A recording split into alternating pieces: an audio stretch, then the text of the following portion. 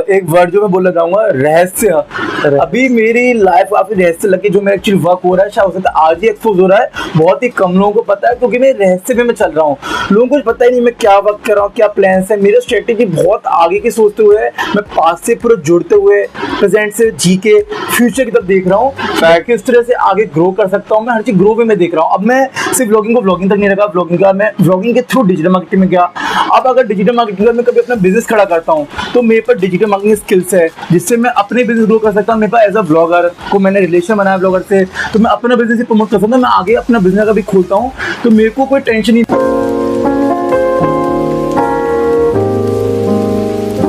तो कैसे हैं आप सभी लोग? आज हमारे साथ आ चुके हैं यश द एक्सप्लोरर।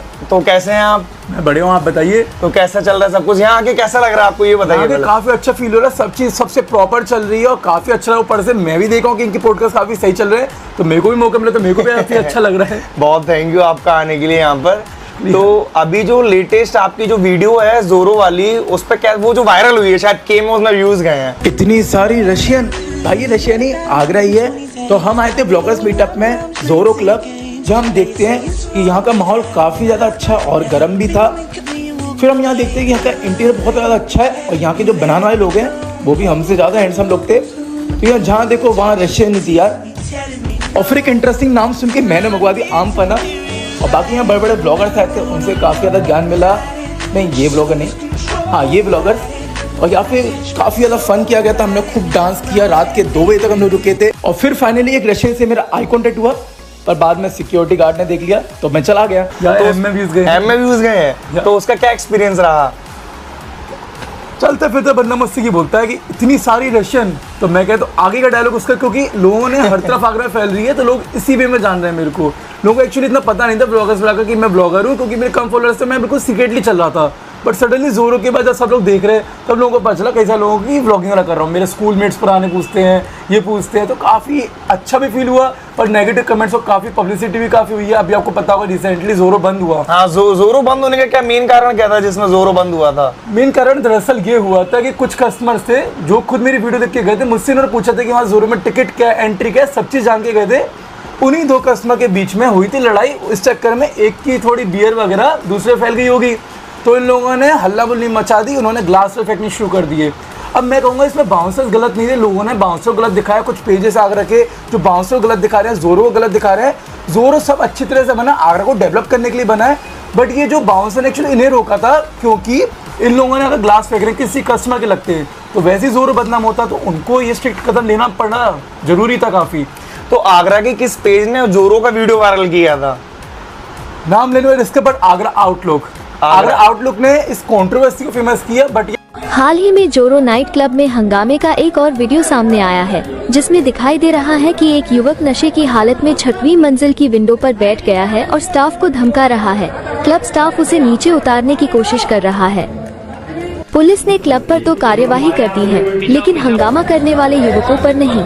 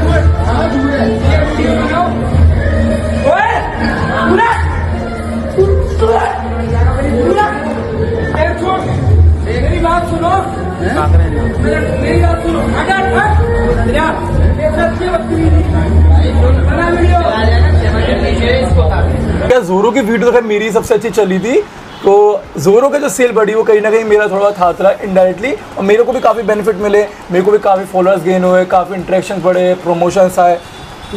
आगरा में जो ब्लॉगर्स हैं उनके बारे में क्या कहना है? आजकल आगरा में ब्लॉगर ही ब्लॉगर है, आजकल हर जगह ब्लॉगिंग ही चल रही है। मैं भी ब्लॉगर हूँ, बट खैर बाकी खैर ब्लॉगिंग में मेरा मानना ये है कि ब्लॉगिंग में एक बंदा जेन्युइन वैसे रहना चाहिए जो बंदा ब्लॉगिंग के बारे में चीजें जानता हो, जिसका एक मोटिव हो कि हमें ब्लॉगिंग के थ्रू क्या करना है। आजकल कुछ लोगों को पता नहीं कि ब्लॉगिंग होती क्या, बट ये लोग ब्लॉगिंग में घुसते हैं। मैं कहूंगा कि इसका भी एक एज ग्रुप होना चाहिए कि एक एज ग्रुप के लोग ब्लॉगिंग करें। आजकल सारे एज के लोग ब्लॉगिंग में घुसना चाहते हैं, बट उन्हें भी पता नहीं कि हाँ ब्लॉगिंग मेनली क्या है। मेनली ब्लॉगिंग एक मार्केटिंग है कि तुम्हें अगर बिजनेस दे रहे हो, तुमको प्रमोट कर रहे हो, वेल बहुत अच्छी बात है। तुम स्ट्रीट वेंडर्स को प्रमोट कर रहे हो, तुम्हारा एक मोटिव रहना चाहिए कि तुम्हें आगे क्या जाना है। तुम उसको बिजनेस वे में भी देख सकते हो, ओवरऑल हर चीज में देख सकते हो। नहीं, ये तो बात सही है कि अगर थोड़ा बहुत जान लेना चाहिए, लेकिन फिर भी ऐसा कह सकते हैं कि धीरे धीरे आदमी सीखता जाता है, फिर ग्रो करता जाता है, धीरे धीरे सीखता जाता है, ग्रो करता जाता है। तो अभी कुछ कैसे लोगों से, आप तो क्या काफी सारे ब्लॉगर्स को जानते होंगे, उनके बारे में क्या कहना है? जेन्युइन है या ऐसे ही चल रहा है सबका?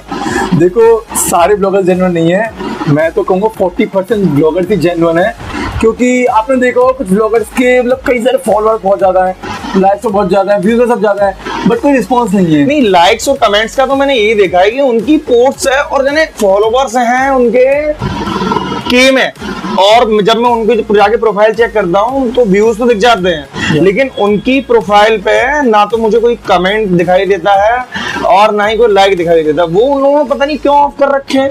वो इसलिए ऑफ कर रहे हैं क्योंकि सच्चाई बाहर ना आ जाए।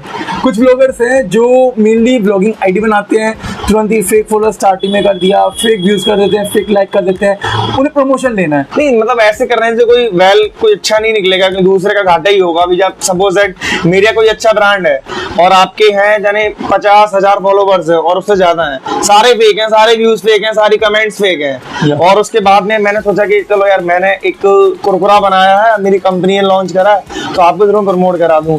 यानी वो फेक फॉलोवर जिंदा भी होंगे, यानी किस विदेश के होंगे, बांग्लादेशी एक्सेट्रा, जहाँ के भी होंगे वो, तो मेरी को रीच ही नहीं मिलेगी। मैंने आपको 50,000 रुपए दे दिए, मैंने कहा 1 महीने तक आपको कुरकुरा मेरा प्रमोट करना है, 1 महीने बाद तो मैं तो बर्बाद ही हो जाऊंगा। मुझे लगा कि एक मेरा प्रमोटर मेरे साथ काम आएगा मेरे, कि प्रमोटर तो वैसे ही फेक में जी रहा है। जो ब्लॉगर का मेनली हम ब्लॉगर को इन्फ्लुएंसर भी बोलते हैं, उनका मेन काम होना चाहिए इन्फ्लुएंस करना। अब तुम्हें, अब देखो एक बिजनेस ओनर, जैसे अभी आप बिजनेस ओनर हो जी जी, तो आपका भी एक्सपेक्टेशन रहती है कि हाँ हमें सेल मिलनी चाहिए उसके लिए। ये गारंटी नहीं देता ब्लॉगर कि हमें सेल देंगे, बट ये लोगों के माइंड में ब्रांडिंग होनी चाहिए। सही बात है। अगर मैं इसको अपना भी प्रोडक्ट में इससे अगर आगे बढ़वा रहा हूँ तो वो अच्छा ही प्रमोट होगा आगे भी। बट ये कि जो फेक व्यू बढ़ा दिए, फेक सब चीजें कर दे, उस पर कोई ऑडियंस में जान नहीं रही है, ये तो मतलब एक तरीका हो गया बस शूट लेने का। तो ये तरीके के खिलाफ मैं बिल्कुल अपोज करता हूँ। जो लोग आजकल ट्रिक्स आजमाते हैं, कुछ ब्लॉगर्स हैं, नाम नहीं लेना चाहूंगा, बट हाँ कुछ लोग ऐसा करते हैं। देखो, जेन्युइन जो मेरी नजर में जो लगते हैं ब्लॉगर्स, जिनसे मैं अब तक मिल चुका हूँ, बाकी सारे बढ़िया हैं, मैं किसी के बारे में कोई भी बुराई नहीं करूंगा। अभी सबसे पहला आगरा वाइब, संदीप धाकड़ और गोला जी मोहित, दोनों जेन्युइन आदमी, जेन्युइन प्लेटफॉर्म, जेन्युइन फॉलोवर और जेन्युइन बिहेवियर। कभी भी रात में 2 बजे कॉल कर लेना, 4 बजे फोन कर लेना, सुबह कर लेना, हाँ बताओ क्या क्या करना है या कैसे, जो भी स्टार्टिंग फेस है। उसके बाद में सेकंड आपका आगरा ईटर्स। आगरा ईटर्स के बारे में क्या कहना है? आगरा ईटर्स के मैं कहूंगा कि मुझे उनकी क्या चीज स्पेशलिटी लगती है, वो है मार्केटिंग। लाइक वो एक एक्शन के साथ प्रमोट करती हैं, जो एक मार्केटिंग का रियल होना चाहिए। वो अलग भी मस्त है। देखो सब सेम चल रहे थे ब्लॉगर फीड में, वो थोड़ा अलग चली। उन्हें पता, उन्हें नेगेटिव कमेंट काफी फेस करने पड़ते हैं, क्योंकि लाइक लोग कहते हैं कि वॉइस में बहुत चिल्ला रही है, करी, बट उनका एक तरीका है, उनका यूएसपी है। उन्होंने अपनी एक स्पेशलिटी बना रखी कि हाँ अगर कोई चिल्ला के सबसे प्रमोट करा है तो वो आगरा ईटर है। लोग पहचान लेते हैं, पहचान लेते लोग कहते हैं ये तो आज मैं आपको लेकर आई हूँ इस वाले प्लेटफॉर्म पे, या जो भी आपका फेमस है। तो एक जैसे एक बहुत ज्यादा क्रिएटिविटी लगती है ना, कि मतलब इन्होंने बताया कि मैं आज लेकर आई हूँ आपको यहाँ पर, तो वो पॉइंट ऑफ व्यू मुझे बहुत अच्छा लगता है। अच्छा इन्फ्लुएंस छोड़ता है। अब एक नेगेटिव इन्फ्लुएंस भी, अच्छा पॉजिटिव इन्फ्लुएंस रहता है, बट उनका खैर सब चीज पॉजिटिव है। अभी बात आपने संदीप धाकड़ की बात करी थी, तो संदीप धाकड़ जेन्युइनली बताऊंगा, मैं स्टार्टिंग में मैं काफी टाइम पहले से ब्लॉगिंग में देखता था। मैं जब ब्लॉगर नहीं था तो मेरे को संदीप धाकड़ लगता एटीट्यूड वाला होगा, बट जब मैं मिला तब भी मेरे को पहचाना नहीं, ज्यादा बात नहीं, इंटरेक्शन नहीं की। बट ये अभी थोड़ा बहुत इंटरेक्शन वगैरह होता है तो काफी डाउन टू अर्थ बंदा है, एक जेन्युइन आगरा पेज चला रहा है, बढ़िया चला रहा है, कंटेंट्स पे अच्छा डाल रहा है। बीच में स्टार्ट किया था, एक थोड़ा तरीका नया लेके आया, जो चीज नया लेके आ रहा है वो बंदा ब्लॉगर सब अच्छा है। भाई साहब लाइन देखो भाई, हेलो आगरा वासी, तो कैसे हैं आप सभी? बहुत जबरदस्त। उनके साथ में गोला जी मोहित, जो कि आगरा के एक one of the best anchor है भाई, सबसे बढ़िया एंकर है वो, मस्त आदमी, बिल्कुल एकदम हंसी मजाक बिल्कुल। ये दोनों भाई बताऊंगा, संदीप धाकड़, मोहित गोला, पूरे टाइम को स्माइल करते देखिए, पॉजिटिव एनर्जी करते। दोनों को गर्लफ्रेंड की जरूरत है नहीं, कहते हम आपस में ही बातचीत कर लेते हैं, आपस में कहते हैं वो टाइम ही नहीं है। और बाकी और ब्लॉगर्स के में आप बताइए, आप कौन से ब्लॉगर? और नहीं, बाकी ब्लॉगर्स तो सारे ठीक हैं। अभी रिसेंटली मैं महक से मिला था। आई एम महक। हाँ, आई एम महक, पूरा नाम है इज्जत के साथ, आई एम महक। बड़े ब्लॉगर। अब लोगों को तो नाम से ही नहीं जान पाते कि अभी कोई भी शूट होगा, कोई भी होगा कि वहां पर कौन आया था, आगरा वाइब आया था, वहां पर कौन आई थी, आगरा ईटर्स आई थी। रियल नाम का तो कोई वजूद ही नहीं रह गया है। मुझे खुद अभी 1 साल पता चला कि उनका आगरा ईटर्स का रियल नेम आकाश है, मुझे पता भी नहीं था। नहीं, मैं तो केवल यही बताता था कि भाई आगरा ईटर, मुझे भी नहीं पता था। लास्ट में इवन अभी तो खैर मेरा भी खुद का ग्रोथ होता है, लेकिन लोग पीछे से आवाज देते हैं, ओए रियल इंसान। मैं डर जाता भाई, इनने मुझे ही पुकार लिया रियल इंसान करके। मैंने अपना जो पेज नेम जो बना रखा है वो यही है, रियल इंसान करके। हाँ, तो रिसेंटली जब मैं महक से मिला था तो जैसा वीडियो में मैंने देखा, मैंने कहा यार ये तो यार बात भी नहीं करेंगे यार, इनका तो जलवा तगड़ा है, लेकिन बहुत नॉर्मल, बिल्कुल घर जैसा बिहेवियर, कोई कुछ भी नहीं, बिल्कुल रिसेंटली। हाँ ठीक है, मैंने कहा एक फोटो खिंचा लो। बाकी बहुत से ब्लॉगर्स के साथ में, मैं ब्लॉगर्स का नहीं कहूँगा, बहुत से जो भाई हैं, मैडम हैं, आगे भी लोग आगे, उन लोगों को ये लगता है कि हम यार इसके संग वीडियो कैसे बना लें, इसके संग में रील कोलैबोरेशन कैसे कर लें, इसकी स्टोरी हम अपने पे कैसे लगा लें। लेकिन ईगो की बात है यार। जिनसे भी अभी तक के पॉडकास्ट में जिन भी लोगों से मिला हूं ना, सारे बिल्कुल नेचुरल और ओरिजिनल बिहेवियर के साथ में। मैंने कुछ भी नहीं कहा बिना कहे, रील कोलैबोरेशन हो गई मेरी, फोटो कोलैब हो गई, इवन फोटो तक। सबसे पहला जो मेरा फोटो कोलैब किया था वो आगरा ईटर्स ने, मुझे मिला नहीं था, डबल ट्री हिल्टन में नूरे ताज का प्रोग्राम हुआ था, वहां हम लोग मिले थे।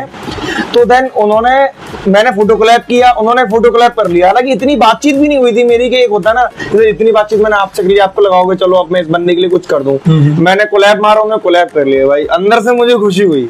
मैंने काफी डाउन टू अर्थ। अब रही बात अभी आई एम महक की और बात चल रही थी, तो महक के काफी जेन्युइन ब्लॉगर लगती है मेरे को, क्योंकि देखो उसकी यूएसपी लाइक उसकी वॉइस में पावर है, लाइक उसकी वॉइस एक वैसा लगता है कि हाँ प्रमोट में अच्छी जा रही है। हमने भी साथ वक्त किया 2 बार, 1-2 शूट बनाई थी, कचौड़ी सीरीज बनाई थी, तो उसकी एक वॉइस में लगता है कि हाँ कुछ प्रमोट कर रही है। ये चीज यूएसपी सबकी रहनी चाहिए। जैसे अभी मैंने यूएसपी अपनी बनाई कि मैं कंसिस्टेंसी डाल रहा हूँ, जिससे फ्लॉगर से रोज एंगेज कर सकते हैं, ऐसी सबकी यूएसपी जरूर होनी चाहिए। मतलब भीड़ में आजकल बहुत सारे लोग चल रहे हैं। अब जो एक ब्लॉगर के नाम बोलना चाहूंगा जिसका रिस्पॉन्स मेरे को काफी जेन्युइन लगता है, वो है गरीब पांडा भाई। गरीब पांडा सबसे सही ब्लॉगर लगते हैं आजकल। देखो उनके ट्रेंडिंग में हर तीसरे बंदे को मैं रैंडमली देखता हूँ रास्ते में, उसकी तीसरी रील में आ जाता है गरीब पांडा की रील। गरीब पांडा और बंदा जाता भी है। मैं खुद पहले गरीब पांडा की वीडियो देख के बहुत सारी जगह गया हूँ, और वो जेन्युइन चीज बताते हैं। बंदे का स्टाइल अलग है, बंदे की यूएसपी है कि वो वीडियो को ऐसे अपनी तरफ स्टार्टिंग में भाई उनका एक ही सरफेस रहता है, ये ऐसे करके लोगों पहले से समझ जाए कुछ ना कुछ नया होने वाला, कैमरा कहीं भी घूम सकता है।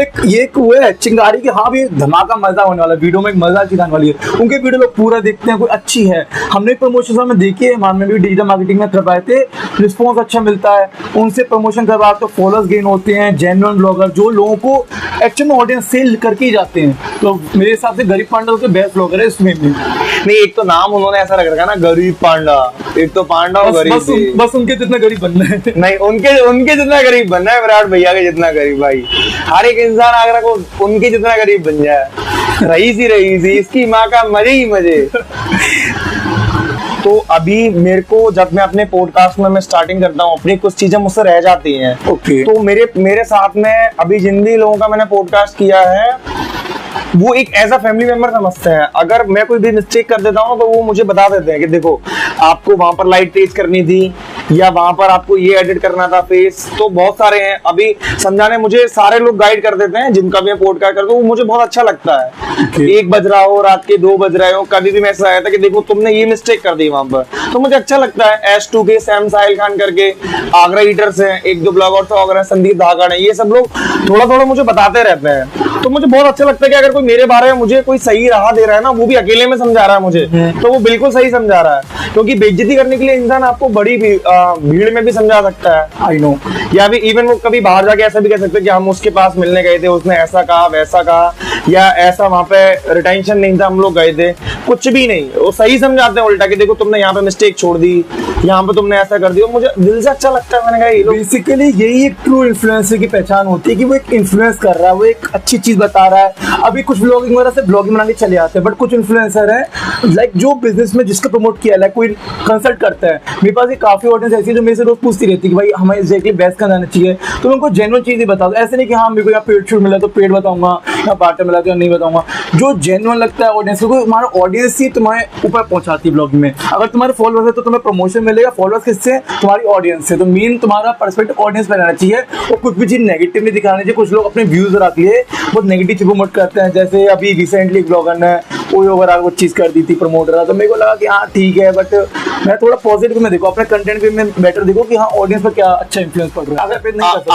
आगरा वाले के बारे में क्या कहना, उसको भी असलियत में देखा है? आगरा वाले 008 है शायद। मैं एक बार उनसे मिला हूँ तो मेरे को सही लगते हैं, बस हाँ थोड़ा ओपिनियन ज्यादा देते हैं वो भाई बंदा मैंने अभी तक नहीं देखा है कि एक तरीके से गायब जादू इंसान होता है ना, अचानक से आके किसी को कुछ बताना और फिर से गायब हो जाना। मैंने सच में नहीं देखा कि आगरा वाले कैसे दिखते हैं, हकीकत में नहीं देखा है। आगरा वाले भी एक अलग ही पर्सनैलिटी है, मतलब बंदा मेरे को काफी सही भी लगता है, बस मामला लाइक रोज इंटरेक्शंस करना, हंसी मजाक चलता रहता है, बट सडनली लाइक गायब होकर सडनली आना मार्केट में आवाज ये क्या कर दिया, आज वो क्या कर दिया। लेकिन जो भी आगरा पे बढ़िया अभय भाई है, बहुत सही है, बहुत मजा, तुम अच्छे से जानोगे। पहले मैं भी जब था कि यार टिप्पणियां दे रहे हैं, तो बाद में जानो इंसान बढ़िया भी है, मजा आ रहा है, अच्छा ओवरऑल सही है। नहीं, उन्होंने तो यही कह दिया था भाई मुझसे, तुम तो पॉडकास्ट ही छोड़ दो। मैंने कहा चलो कोई बात नहीं, अब आपके लिए तो छोड़ ही देता हूँ, बाकी जब तक तो मैं करूंगा। जब तक है जान, उस पिक्चर का टाइटल एक मूवी है उसका, मुझे अच्छा लगता है, जब तक है जान वाला। मैंने कहा जब तक है जान तब तक तो करेंगे भाई। नहीं, आपकी पॉडकास्ट सब सही चल रही है, मैं देख रहा हूँ रेगुलरली। मैंने भी देखी है, महक के साथ की वीडियो देखी थी और सब चीज देखी है, सब अच्छा चला आपका। नहीं, बाकी जिन भी साथ में मैंने पॉडकास्ट करा ना, उन सबका बहुत ज्यादा हम्बल नेचर है अभी तक के रिकॉर्ड में। कुछ भी स्टोरी हो, कुछ भी उनको लगाना हो, मेंशनेबल हो, वो तुरंत कर देते हैं। उनको ऐसा नहीं लगता कि इसका नया स्टार्टअप है पॉडकास्ट का तो हम इसकी स्टोरी ना लगाएं, या इसकी वीडियो को कोलैब ना करें, या इसकी वीडियो को हम आगे प्रमोट ना करें। हालांकि एक ही पॉडकास्ट में मेरे साथ ऐसा हुआ था जिन्होंने अपनी खुद की वीडियो को खुद से ही मतलब स्टेटस स्टोरी पे नहीं लगाया, जिसके लिए मुझे बहुत थोड़ा सा अजीब लगा था। जिनके बारे में बोलूं उनको मैं काफी ज्यादा सालों से जानता हूँ, बट वही कुछ कह नहीं सकते। लेकिन मैंने फिर कुछ कहा नहीं, मैंने कहा हो सकता है कि उनको थोड़ा नहीं समझ में आया, लेकिन फिर भी बहुत मायना सा ये रह जाता कि इतनी मेहनत करी, वीडियो बनाया और एडिटिंग कराया, जो भी है, बट एक्सेट्रा कोई बात नहीं, आगे देखते हैं कैसे क्या करना है। आगे काफी चीजें फेस भी करनी पड़ती है, हमें बहुत चीजें ऐसे नहीं, इंसल्ट वगैरह सबको फेस करनी पड़ती है, ब्लॉगर्स वगैरह में भी काफी ज्यादा इंसल्ट फेस करनी पड़ती है। मैंने कुछ लोगों को सुना लाइक एक तो वो बंदा बार्टर पे कुछ लोग ब्लॉगर गए, वो उनके प्रमोशन के लिए जा रहे हैं, बट उनको लाइक वैसे ट्रीट नहीं किया कि लाइक कहते ना कि फूड में वो ऐसे मछली है, क्योंकि पेट शूट को बाहर मिला। बल्कि मेरा कहना है कि जो बार्टर शूट में जा रहे हैं वो आप ज्यादा कंट्रीब्यूशन दे रहे हैं। तो अब रही बात आती है, कुछ लोग मुझसे बोलते हैं मैं बार्टर करता हूँ, पेड करता हूँ।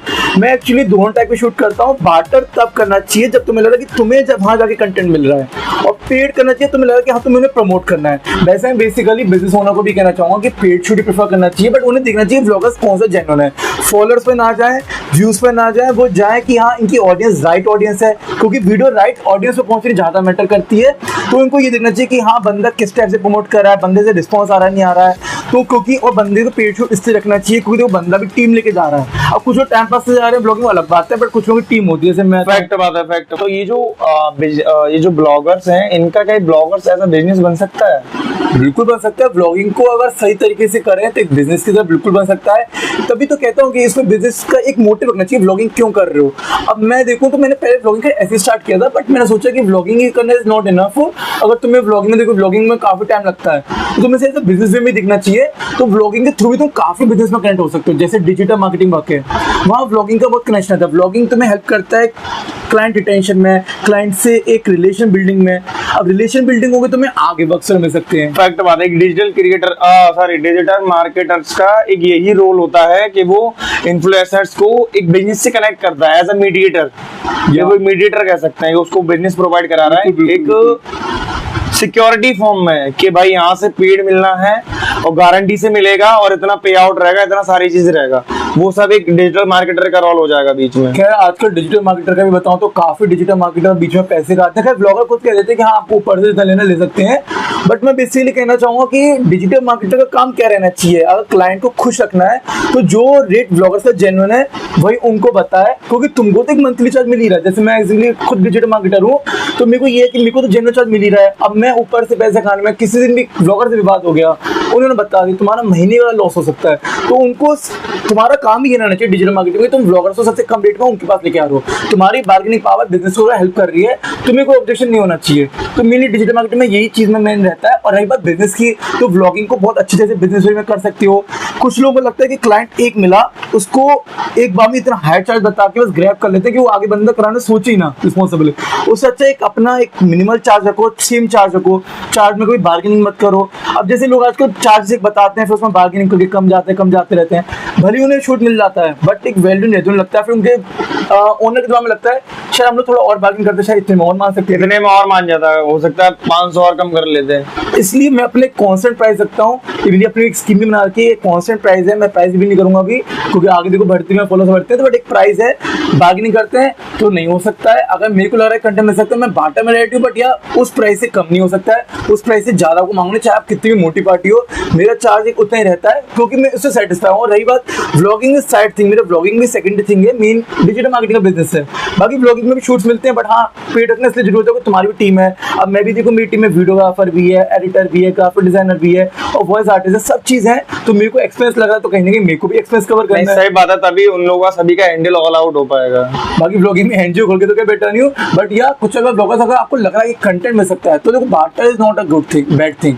लोगों को लगता है बार्टर करना बेकार है, बार्टर वाले मार्केट खराब कर रहे हैं। ठीक है, बार्टर भी अपनी जगह पे ठीक है, नए ब्लॉगर्स के लिए बार्टर बहुत ठीक है, जिसको कुछ नहीं पता, जिसको थोड़ा भी बहुत मिल रहा है वो बहुत बढ़िया है। अब कुछ ब्लॉगर्स में देखिए बिल्कुल नए आए, अभी उनके 1000-1500 फॉलोअर हैं, सीधे मार्केट में बताते हैं कि शूट में, अब सीधे ओनर को इतना पता नहीं है, ओनर आज की चार्जेस क्या है, कहते हैं हमारा अपने मन से लाके कि हमारा 1,500 चार्ज है, बल्कि उनकी एक दो पोर्टफोलियो भी नहीं बने, एक दो ब्लॉगिंग डाली है उसको उनको हाई चार्ज चाहिए, या फिर कहते हैं यार वो चार्ज नहीं दे रहा, मार्केट खराब है। अरे मार्केट की गलती नहीं है, आप पहले देखो पोर्टफोलियो अपना क्या आपने बिल्डअप कर रखा है उस पर मैनेज करो सबसे पहले। अब मैंने जब तक 50 वीडियो नहीं होगी मेरी ब्लॉगिंग में, मैंने पेड शूट रखा नहीं, मेरे भी सामने पूछ रहे थे आपका चार्जेस क्या है, मैं नहीं चार्जेस कुछ नहीं है, मेरे को अगर लग रहा है कि हम कंटेंट चाहिए मैं खुद आने को रेडी हूँ। हाँ बाटा मैंने पे भी किए हैं और मैं पे करके भी कई सारी जगह, मुझे एक्चुअली पहले ब्लॉगिंग पता ही नहीं था, मैं स्टार्टिंग में रूफमेट से गया, मैं शादी ब्लॉगिंग बना, पूरा बिल पे करके अपना ब्लॉगिंग बना के आया, उनका प्रमोट करने के लिए मैं खुद बिल लेके गया, मेरे को इतना आइडिया नहीं था बट बाद में बाटा सिस्टम होता है जहाँ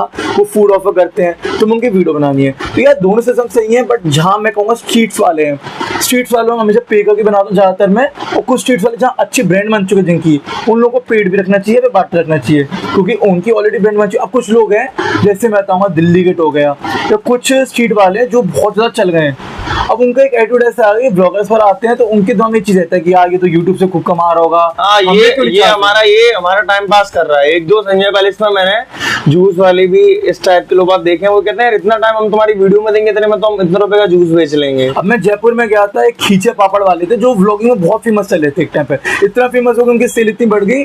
अब मैं आगरा से जयपुर गया था व्लॉगिंग कवर करने के लिए खास, अब उनकी रिकॉर्ड करी, वो कह रहे मैंने कहा कि थोड़ा एक्शन कीजिए, कंटेंट में देख रहा हूँ, मैं पे कर रहा हूँ तो मैं चाहूंगा कि वो अपने से मेरे साथ थोड़ा करें कि थोड़ा एक्शन दें, लाइक वो मारवाड़ी में खड़ी कम कर दिए, बोले इतना टाइम नहीं है जल्दी वीडियो ना निकलो।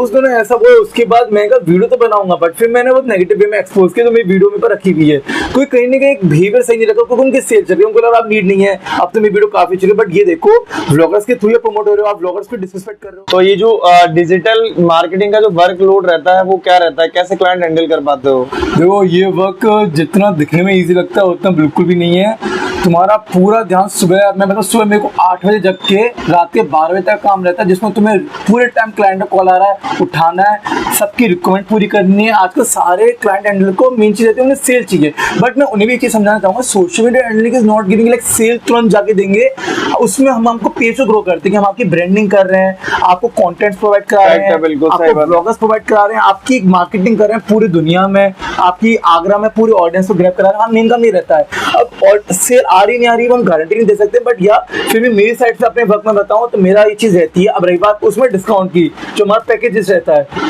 तो उसमें लोग डिस्काउंट मांगते हैं, देखो मैं चाहूंगा डिस्काउंटर ना मांगा करे उस चीज में, क्योंकि देखो डिस्काउंट मांगेंगे पहली बात तो उनके दिमाग में हमारा नेगेटिव पर्सपेक्ट जाता है कि हम लोग कम कर देते हैं, उन्हें लगता है कि मतलब ट्राई हमारा ज्यादा पैसे में शायद इतने में भी कर देता होगा, फिर उनके दिमाग में माइंड आता है कि यार एक काम भी खराब होता है शायद और कम में बना हो सकता है और कम में बात करके तो मेरा ये रहता है कि हाँ एक प्राइस रखता हूँ, प्राइस में अगर डील बनती है ठीक है, मैं एक्स्ट्रा सर्विस देने को रेडी रहते हैं, बट या बार्गेनिंग इस चीज में नहीं करते हैं। और रही बात वर्कलोड मैनेजमेंट की, तो उसके लिए तुम्हें इन्वेस्ट करना बहुत जरूरी है। मैंने खुद अपनी टीम बना रखी है, 4 से 5 लोगों को एक सैलरी देकर इन्वेस्ट कर रहा हूँ, क्योंकि वर्कलोड बढ़ना बहुत जरूरी है। पर ऐसा नहीं तुम्हें टीम लगी तुम फ्री हो, तुम्हें स्टाफ हैंडलिंग वो सबसे मुश्किल काम है, तुम्हें टाइम टू टाइम कंटेंट लेना को मैनेजर बनाना।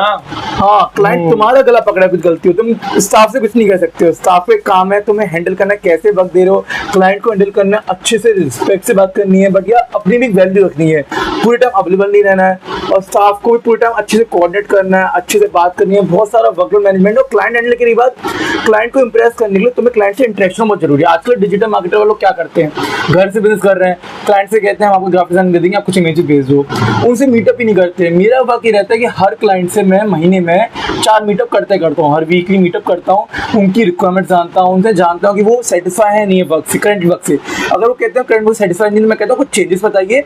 अगर वो रेडी रहते हैं कि हमें सेटिस्फाई नहीं, हमें कुछ नहीं मिल रहा है, तो मैं बिल्कुल फ्री हैंड देता हूँ कि हाँ वो वर्क छोड़ सकते हैं, आपको बिल्कुल फ्री माइंड है। बट हाँ तब भी मैं कनेक्टेड रहता हूँ कि हाँ कुछ हेल्प चाहिए हो, व्लॉगिंग में हेल्प चाहिए हो, मैं अवेलेबल हूँ। ऐसा नहीं कि यार मैं आप नेगेटिव में फैला दूंगा। कुछ लोग क्या करते हैं डिजिटल मार्केटर, काम छूटा नेगेटिव कर देते हैं, पर उन्हें पता है क्योंकि पॉजिटिव क्या होगा, नेगेटिव भी पता होता है। सही बात है। तो वो नेगेटिव प्रमोट करके उनको खराब करने की कोशिश करते हैं, बट इनको ऐसा नहीं करना, क्योंकि अगर वो एक का बिजनेस नेगेटिव करेंगे, अगला वाला जो डिजिटल मार्केटर है, अगले वाला बिजनेस वाला ओनर है, वो तुमसे हर बार डरेगा कि भाई अगर हमने कभी किसी मजबूरी के चक्कर में तुम्हें निकाला, तुम नेगेटिव पे ला दोगे तो बंदा रखेगा ही नहीं। तो हमें पॉजिटिव चलना है। अगर आपको वक्त है नहीं है, जाना जा सकते हो। फैक्ट बात है बिल्कुल। बाकी के ब्लॉगर से जितने लोगों से मैं मिला हूँ उन सब का तो मुझे पता है कि वो लोग क्या क्या अर्न कर रहे हैं, कैसे अर्न कर रहे हैं। कुछ लोग ज्यादा कर रहे हैं, कुछ लोग कम कर रहे हैं, मतलब एवरेज और बहुत ज्यादा ऑथेंटिकेट भी है। ओके, तो अभी आपका क्या चल रहा है, कमाई का सिलसिला क्या चल रहा है?